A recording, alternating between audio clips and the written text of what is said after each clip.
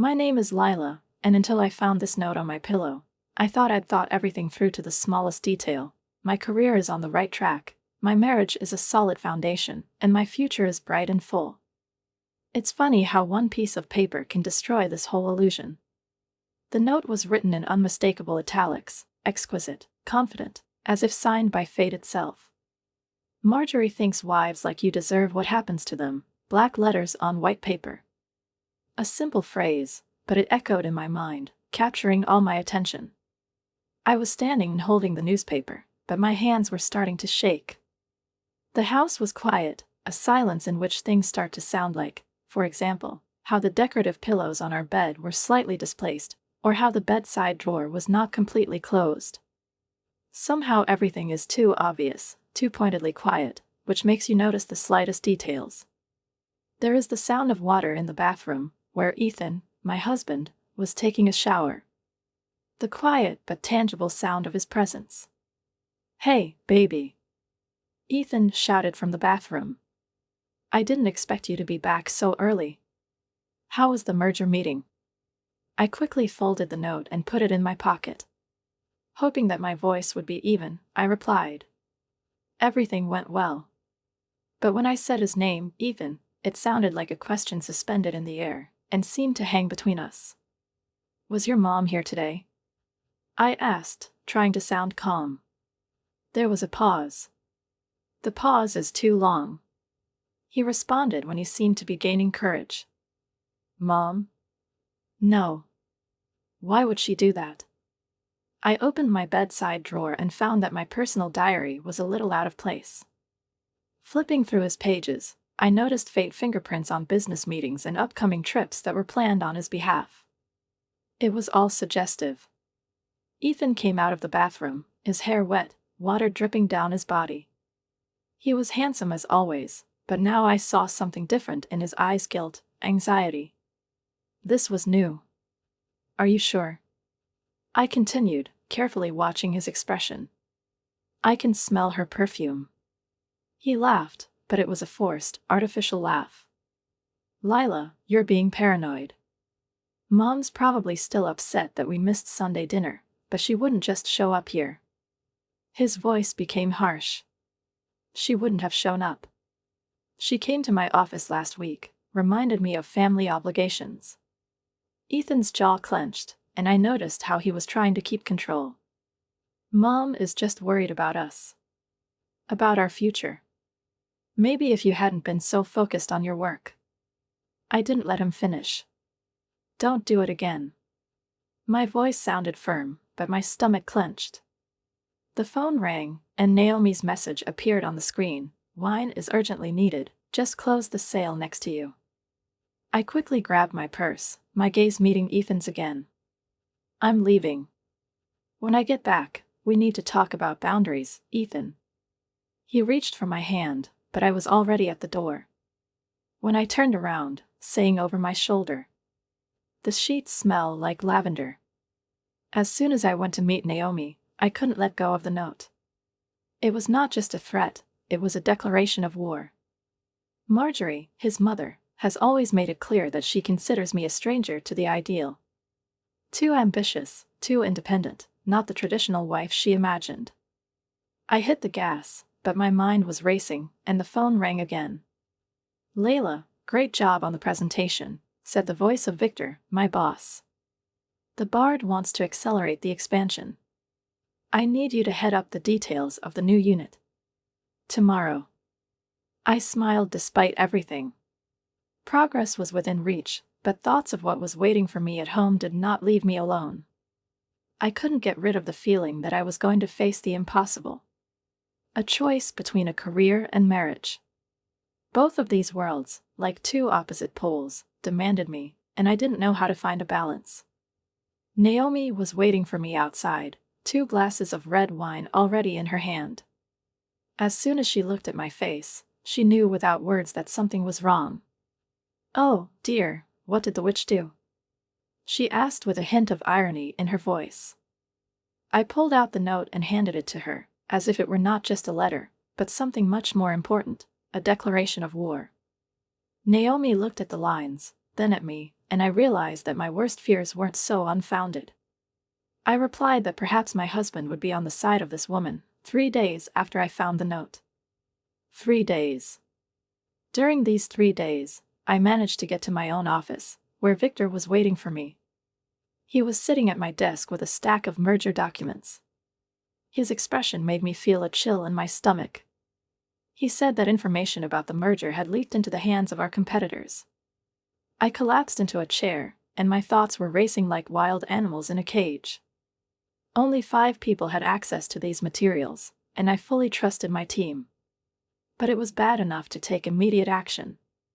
"We need to move faster," Victor said, his voice harsh. "I want you to fly out tomorrow and meet with the team in Singapore. At least 2 weeks." My phone vibrated and I saw Ethan's name. I ignored his call and answered Victor. "I will do it, although the time could have been better.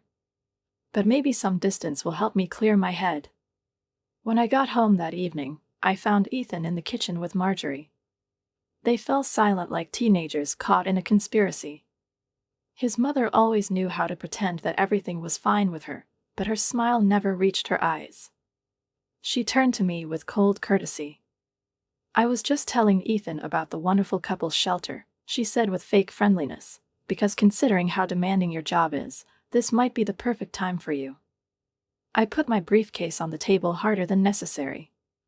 "Actually, I'm flying to Singapore tomorrow," I said, trying to control myself. "The merger causes complications." The room seemed to have become 10 degrees colder. Ethan's face darkened. "Have you been?" His voice was strained, tinged with suspicion. Marjorie clicked her tongue, obviously pleased with her manipulations.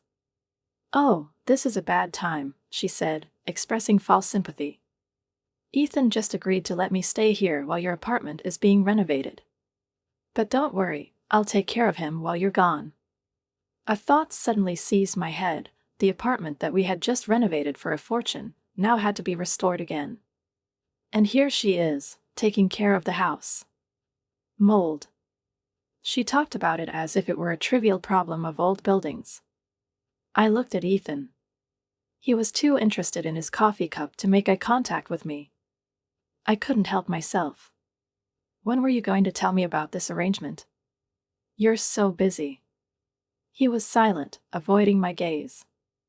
I turned around and headed upstairs to pack my things. My hands were shaking as I pulled out the suitcase. A few minutes later, I heard Ethan's footsteps behind me. "You're being unfair," he said, his voice firm but resentful. "This is my mother, she needs help." I continued to pack my clothes, not trusting myself. There was something familiar in his words, as if every time I started to believe that we could be together, someone interfered in our lives. Marjorie. She was always there when she least wanted to be. "What about that note? Are we just not going to talk about it?" His voice was strained, but the genuine confusion in it stopped me. I pulled out the paper and handed it to him. His face changed when he read it. "It's not Mom's handwriting," Ethan said slowly, not taking his eyes off the note. I snatched it back, looked at every letter, every curved line, and there was something really alien about the handwriting. It was similar, but not identical to what I was used to seeing. My phone rang again, a message from an unknown number. The text on the screen flashed, "Enjoy the chaos, and that's not all." The words hung in the air, and I couldn't figure out where they came from. Someone's playing games," Ethan muttered, reading over my shoulder. "We should call the police." But at that moment, something clicked in my head. Everything was too perfect, too coordinated. The leaked merger documents, the fake note, Marjorie's sudden appearance. I felt as if someone was cleverly holding me in a trap, and it was all part of some carefully thought-out game. "I have to call," I said, suddenly deciding I needed to act quickly. As I was already dialing Naomi and Ethan's number, I added, "While I'm gone, maybe you should ask your mother about Margaret Evans." Ethan paled, as if I'd said his name in the context of something deadly. "Margaret Evans?" he repeated, barely holding his breath. "She was the finance director at my company, resigned after a series of personal scandals." And you're saying she's related to my mother? I zipped up my suitcase, slowly, with the feeling that all my actions were now under surveillance. Maybe while you're at it, ask her why she's having lunch with the CEO of our biggest competitor, I continued, but I noticed something new in his eyes, already filled with anxiety. It was as if he was standing on tiptoe, trying to protect his mother. As I walked past him to get out, I caught a glimpse of Marjorie watching from the hallway. Her face was completely unreadable, but I felt something strange in the air, a faint scent of her perfume, exactly the same as in our bedroom a few days ago. Marjorie was there even when I thought she was out of our lives for a while. The game was much more complicated than I thought, and I was just a pawn.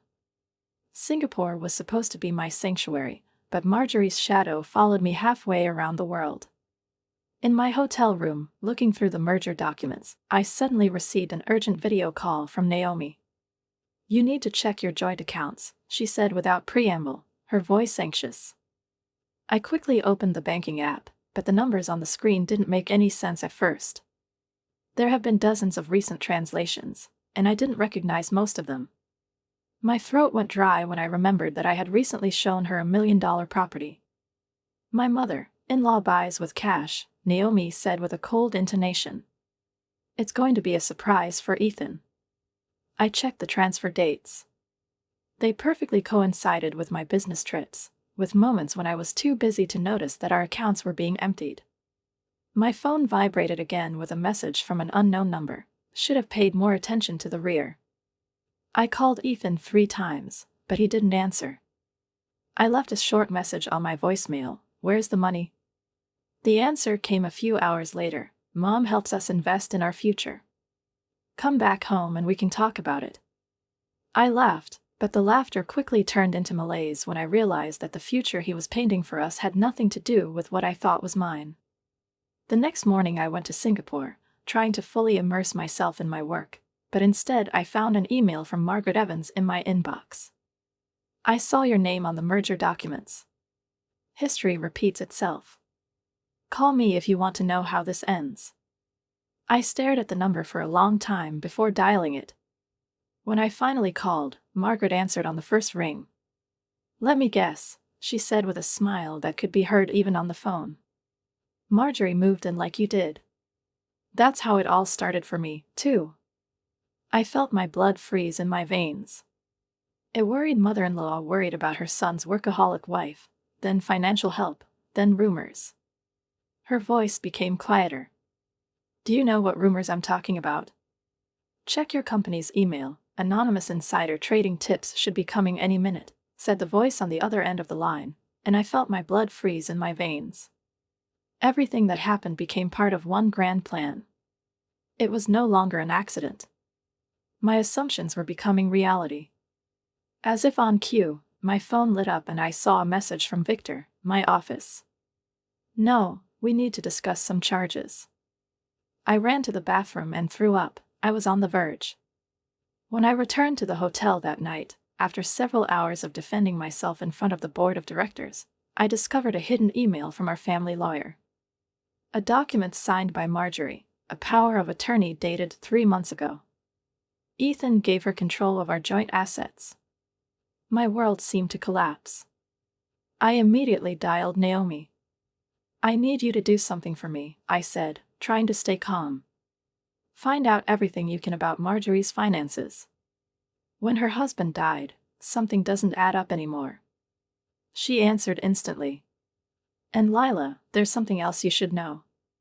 I drove past your house today. The first sign for sale appeared in the yard.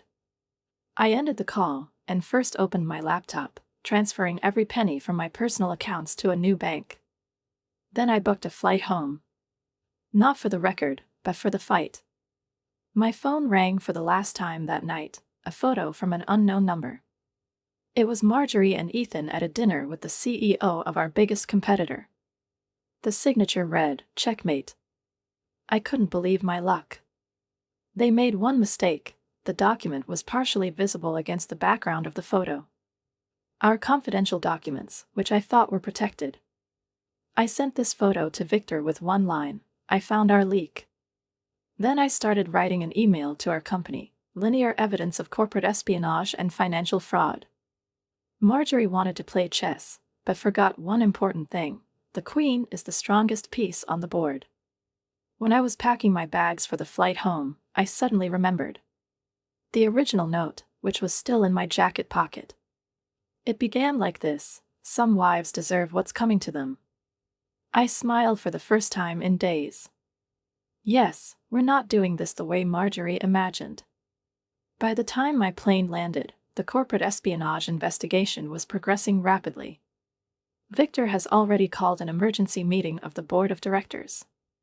But what I didn't expect was to find Ethan waiting for me at the airport. "You're making a huge mistake," he said as I approached. "I've kept up with you. Mom was trying to protect us." I kept walking, ignoring his words, realizing that his actions spoke of something much worse. "You stole our money by selling company secrets. You ruined our future. The merger meant moving to New York, and she found out about it before you could."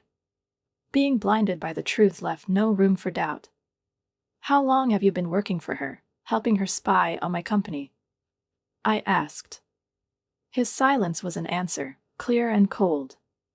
My phone rang. "Victor, the board meeting is in 30 minutes. Bring everything you have. And by the way, I informed you that the position in New York is still yours, if you want." Security stopped Ethan in the lobby, and I stood watching him argue with them through the glass doors, his gaze lost, and the suit I bought him for our anniversary now seemed like a symbol of everything he had hidden from me. The meeting room was crowded. Victor stood at the head of the table, his grim face impassive.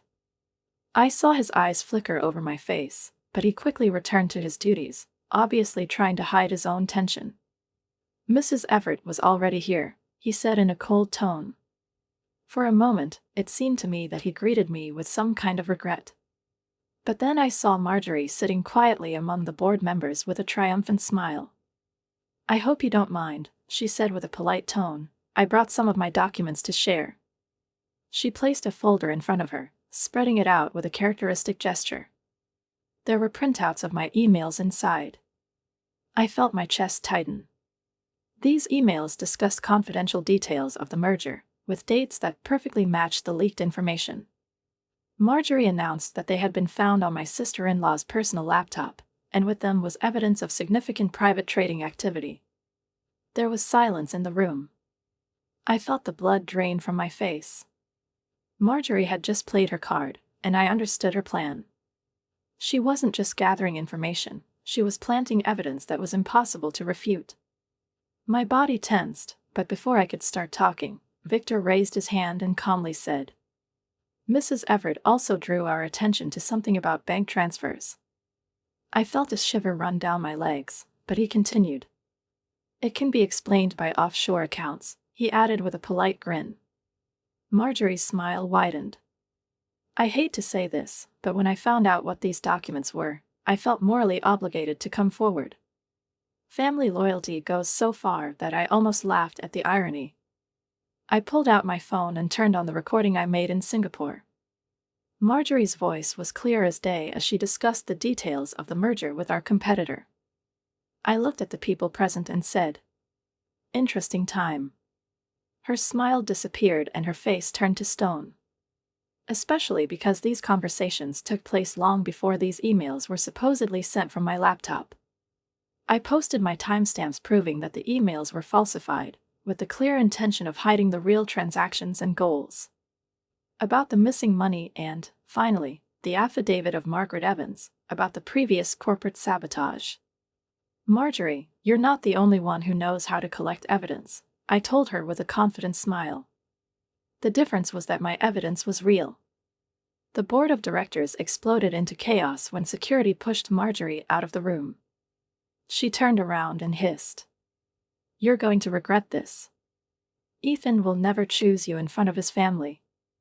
I looked at her without showing the slightest emotion and calmly replied, "That's where you're wrong.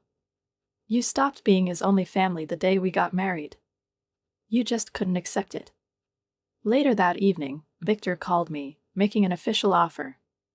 "We are impressed with how you handled the situation," he said. We need someone like you to lead East Coast Vision. I looked out of my office window.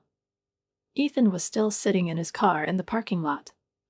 5 years of marriage, and it all came down to one moment.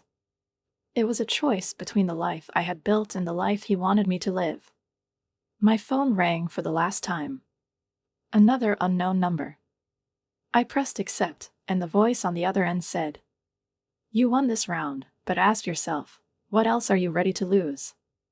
I didn't answer. After deleting the message, I took the office phone and sent Victor a message. I agree to this job. Sometimes protecting yourself means being prepared to lose everything. This is something I've learned the hard way. Now it's time to teach it to someone else. I should have known something was wrong when Naomi called to warn me that the cars parked outside our house looked like a family reunion. Her voice was not as cheerful as usual. I pulled up to the driveway and, frustratedly slowing down, found Ethan's entire family waiting in the living room. Aunts, uncles, cousins, whom I hadn't seen since our wedding, and there, in an armchair in the very center of the room, Marjorie was sitting, holding on to the cord, as in her old cozy armchair, which I loved so much. "Darling," she said, getting up to greet me, "we were all so worried." The room was filled with tension, and I felt the trap tighten. Family photos were strategically placed around, those happiest moments when I was not yet absorbed in my career, when I had not changed.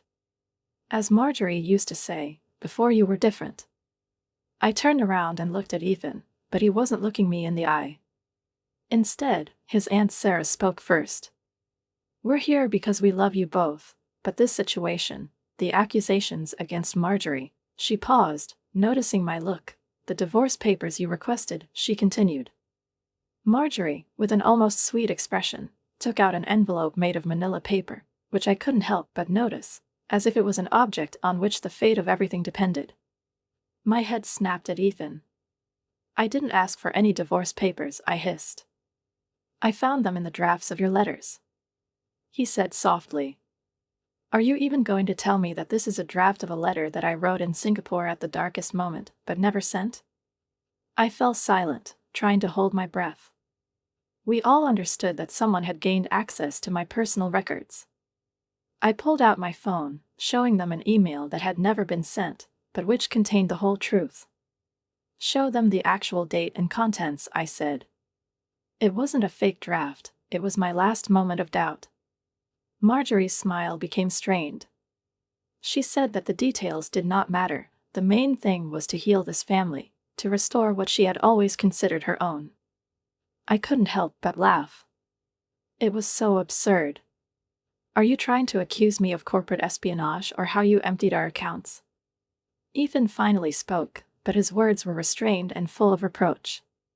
"You warned me, but I couldn't just keep quiet," he said, as if to justify his passivity.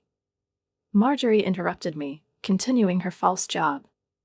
"My son comes home to an empty house while his wife is chasing a promotion. You don't understand what this is doing to our family." She aimed the blow at me again. "Would you dare show them your phone?" she continued, her voice becoming more and more aggressive. The relatives whispered, and I saw how they began to slowly turn against me. The story was already written in their heads. Ethan needed stability, a real family. One of the uncles even said, "You don't understand, it's all for Ethan's sake." I looked at the boxes, already packed and signed Ethan. Their contents symbolized not only his belongings, but also the last remnants of our lives. "When were you going to tell me about this?" I asked, demanding an answer. Ethan was silent as the room turned into a scene of ultimatums. "Everything I've built in these 5 years of marriage has been compressed into these cardboard boxes." My phone rang again. It was Victor. "I need your decision on New York tomorrow. The team is already waiting." I looked around the room, at these people who claimed to love me but were ruining my life, and at my husband, who seemed more likely to believe his mother's lies than face the truth. My voice sounded shaky with tension. "What do I need, Ethan? Do you want me to choose?" I said finally, "Okay, I choose myself." I couldn't stay in this place anymore, amid the lies and manipulations that turned out to be part of everyday life. I went to our bedroom and got my emergency bag, the one I packed after Singapore when I thought I was ready to leave everything behind. As I was heading for the door, I heard his voice. "Wait, Ethan," he called. "We can solve this." I turned around one last time and looked at him. His face was as blank as it always was when he was uncomfortable. I smiled, realizing that all this was just theater, a well-directed performance that I finally learned to recognize. "You know what's funny?" I said it quietly. I thought I was the one waging this war, but in fact, this elaborate ambush is what real manipulation is. "Congratulations, Marjorie. You've taught me more about revenge than I ever wanted to know." She answered calmly, without a trace of embarrassment. "Sometimes love means difficult choices." I couldn't help but smile coldly. My heart was full of determination, and her words couldn't overshadow the obvious. "No," I said. "Love does not mean forcing someone to choose. Especially when the choice is between loyalty to the family, where everything is fake, and yourself." With that, I stepped into the hallway and left. My phone lit up with a message from an unknown number. "By running away, you prove everything I said about you." I smiled as I typed in the answer. "I'm not running away, I'm just getting reinforcements. The war is not over yet, it's just a new stage. I'll be ready this time. In 3 weeks, I will move to New York, to a new life that I am building for myself." This was just the beginning. I returned home and found that the door of my apartment was not locked. Inside, as I expected, Marjorie was sitting quietly flipping through some papers on my kitchen counter. I instantly recognized those documents. They were the materials of the investigation, which she had arranged herself. "Interesting reading," she said without looking up. "But I'm surprised you missed the most interesting part." She took the envelope and showed me something that made my heart clench in my chest. I saw Ethan's name written on the document as an emergency contact in the rental application. It was another move to keep control. "You fit in," she said with a grin. "I wonder what a caring mother is, isn't she?" My hands were shaking slightly, but I quickly restrained them, keeping one single thought in my head: I will not let her ruin my life again. "Where is he?" I asked, feeling anxiety begin to fill me. "Probably still arguing with the doorman," she replied calmly. "You didn't know I had a copy of the key?" "I've had it since the beginning." I looked at her face, at that piercing confidence in her eyes. She didn't think about anything but her winnings. She thought that by continuing to spin her net, she would beat everyone. "Did you say he left you?" "Are you sure?" I asked, realizing that one more important detail was missing. I missed what I had ignored for so long.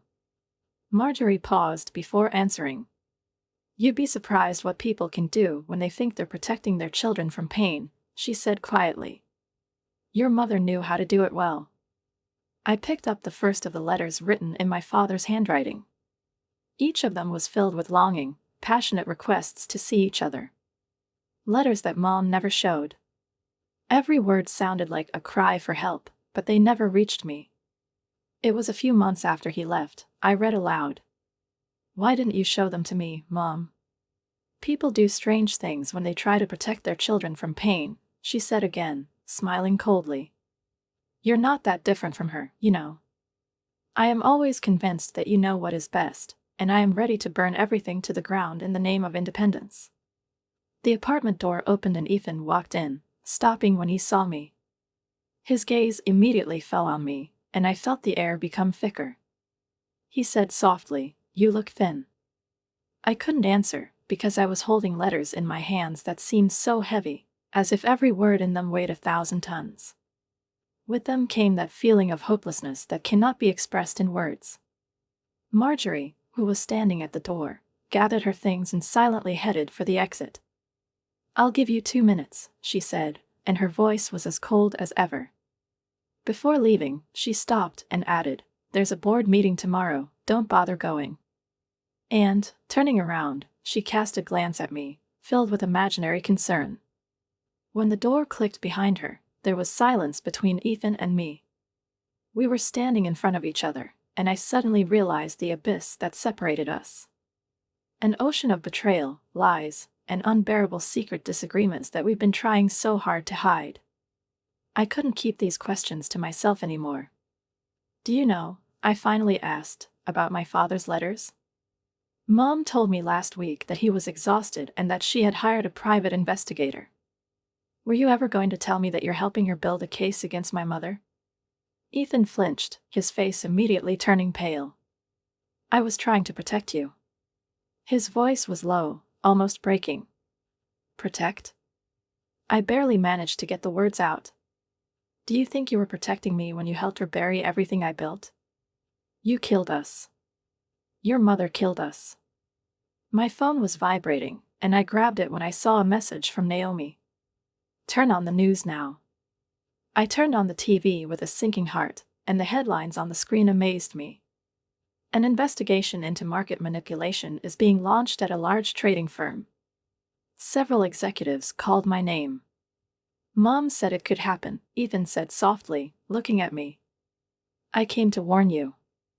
The headlines on the screen haunted me like phantoms. Everything that I once built, everything that I believed in, was crumbling before my eyes. Everything collapsed. "Go away," I whispered. Ethan left without a word, and I stayed in my dark apartment, surrounded by the ruins of the life I had so carefully built. I was sitting among these ruins, and my soul was empty. The phone vibrated again, and an unknown name appeared on the screen. I opened the message, and the words from there made me hold my breath again. "Now you realize that some things are thicker than water. Some betrayals happen in the family." She was right about one thing: it's really about family, but not in the way she thought. Everything she planned didn't matter. The next day, at the annual gala of the Everett Family Foundation, which was not my idea, but Naomi's, I saw a familiar face. Marjorie was sitting in the front row, dressed in her favorite black, with the court playing "Grieving Mother." She was standing on stage, reintroduced as a great benefactor, and Ethan, with his awkward look, was standing next to her, just like in the good old days, but now I saw him in a different way. "Ready?" Naomi asked, coming up to me with a slight smile. I checked my phone one last time. The letter from my father was still there. "Almost," I replied, gathering my strength.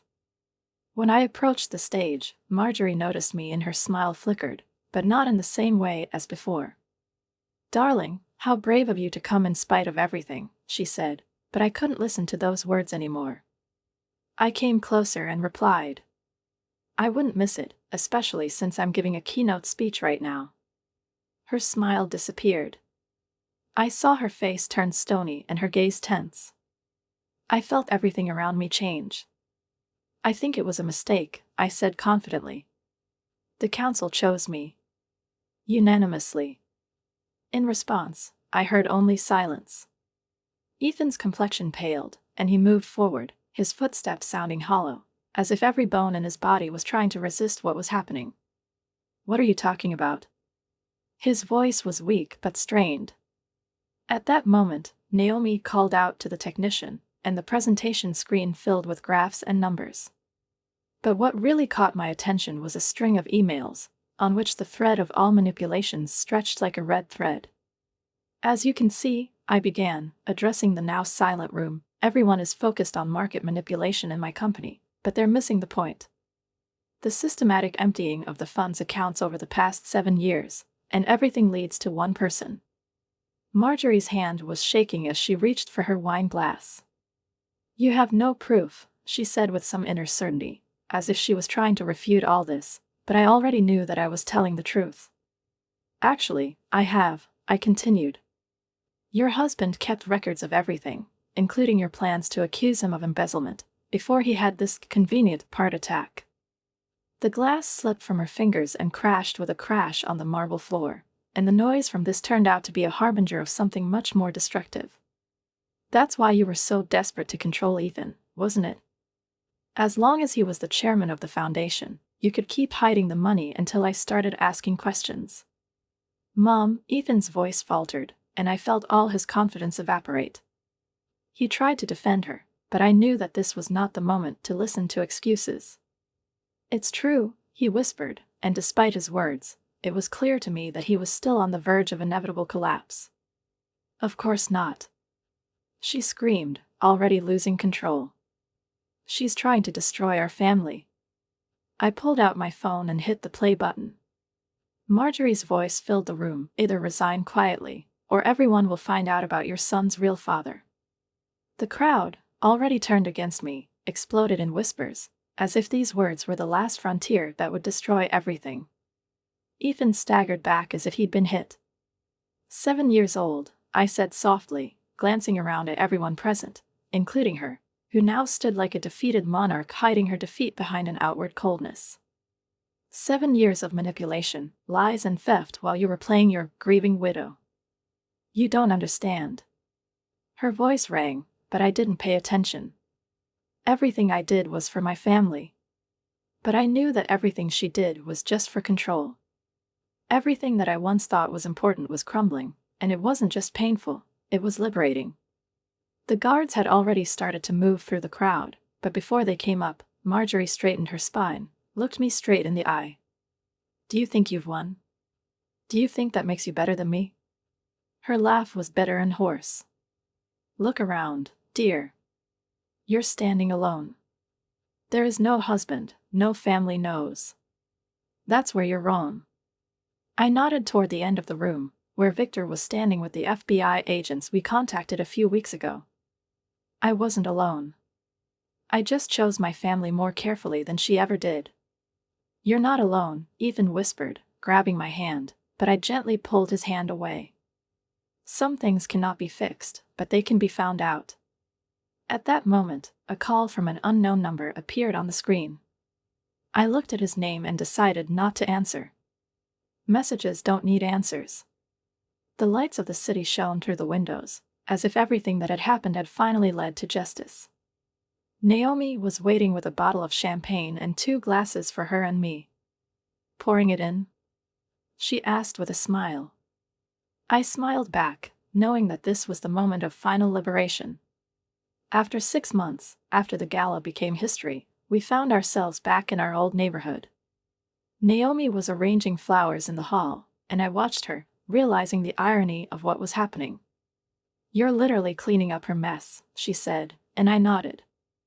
The house seemed smaller than I remembered.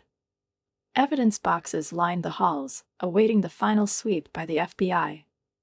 Everything we did was not just a fight for justice. It was a homecoming.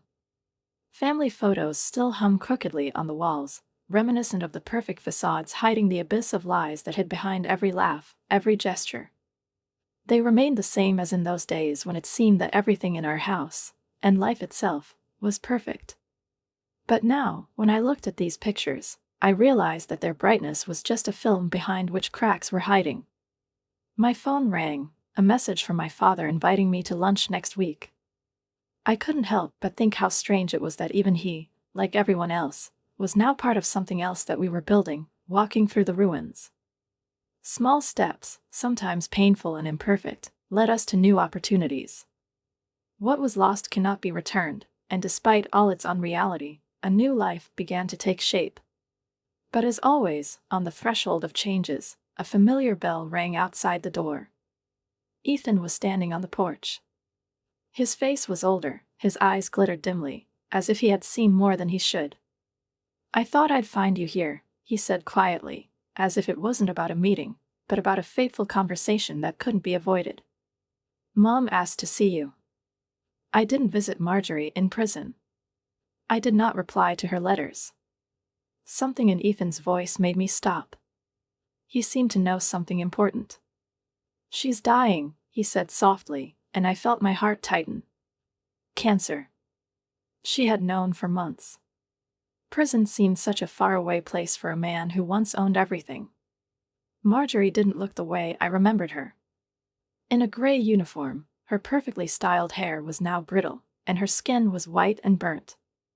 When she saw me, her face expressed neither joy nor regret. Only emptiness, overshadowed by some kind of dark awareness. "I suppose you think this is justice." "What is it?" she asked. Her eyes were cold, but there was still something familiar in them. I sighed and answered quietly, I didn't come for justice. Her weak laugh was bitter, but it was in that laugh that all her pain sounded. Then why are you here? She didn't seem to expect an answer, but I answered anyway. To understand. I fell silent, and a void appeared in front of me.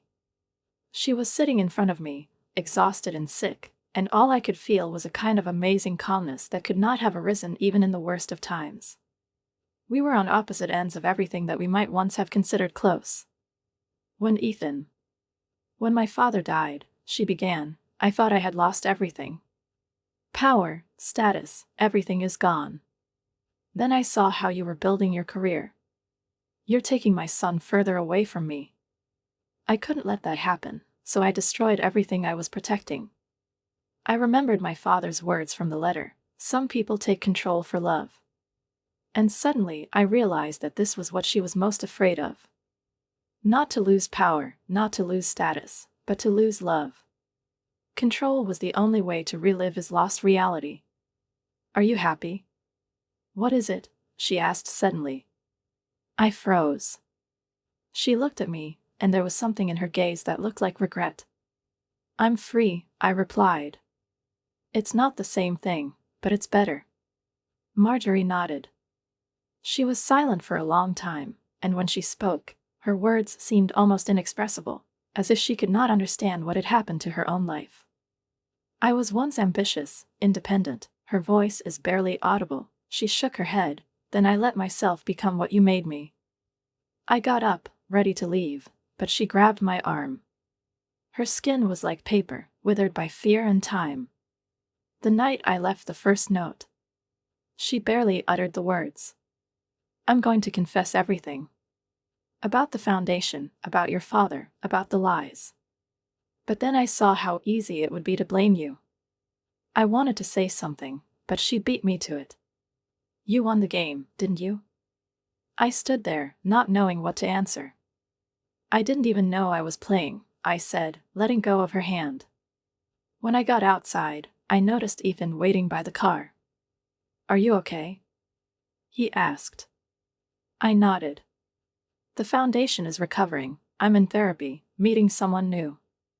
He added that Marjorie kept all the articles about my success, even in prison. And I thought about it. Fear, control, the fine line between love and obsession. Revenge is a fuel that can consume you if you let it.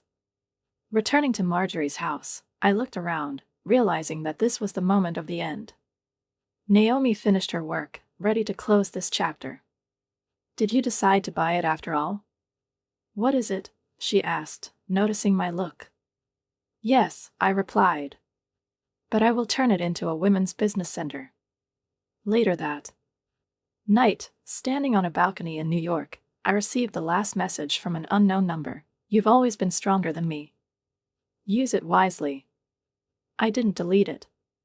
Some messages deserve to be remembered. Not because of the pain they caused, but because of the wisdom they brought to my life.